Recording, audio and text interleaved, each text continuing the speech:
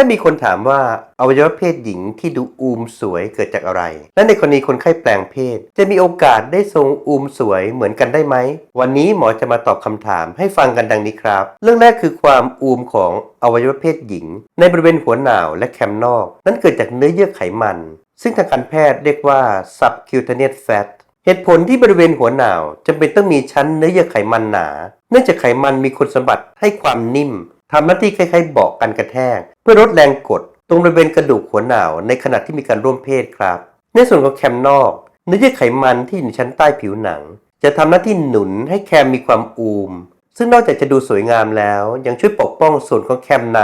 ซึ่งเป็นส่วนที่บอบบางและไวต่อความรู้สึกไม่ให้ถูกเสียดสีได้ง่ายครับเรื่องที่2คือเทคนิคการสร้างแคมนอกในเคสผ่าตัดแปลงเพศให้สวยสิ่งสำคัญนอกจากการเซตทรงผิวหนังให้ได้ตึงแล้วก็เป็นเรื่องของเนื้อเยื่อไขมันโดยหมอจะนำไขมันชั้นลึกที่อยู่บริเวณใกล้ๆโคนขององคชาตหมุนย้ายมาหนุนแคมนอกโดยเมื่อไขมันอยู่ตำแหน่งที่ต้องการแล้วก็จะมีการเกลี่ยและเย็บฟิกซ์ไว้เพื่อให้ได้ทรงที่สวยงามครับนอกจากหนุนแคมแล้วหมอยังนำเนื้อเยื่อไขมันอีกส่วนมาใช้หนุนบริเวณผิวหนังด้านข้างของปากช่องคลอดซึ่งผิวหนังบริเวณนี้หมอใช้หนังองคชาตมาสร้างตามคอนเซ็ปต์ของเทคนิค NPI ครับโดยสรุปการเก็บสงวนเนื้อเยื่อไขมันให้อยู่ในตำแหน่งที่ถูกต้องและมีปริมาณที่เหมาะสมเป็นขั้นตอนสำคัญในกระบวนการแปลงเพศเพื่อให้ได้ผลลัพธ์ที่ดีที่สุดครับในกรณีเป็นเคสแก้ไขที่ผ่าตัดแปลงเพศมาและมีปัญหาแคมนอกที่มีลักษณะแบนเกินไปหรือปากช่องคลอดดูโบ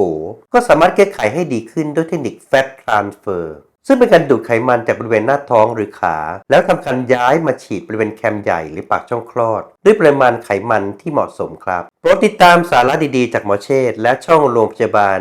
WH ในคลิปต่อๆไปนะครับ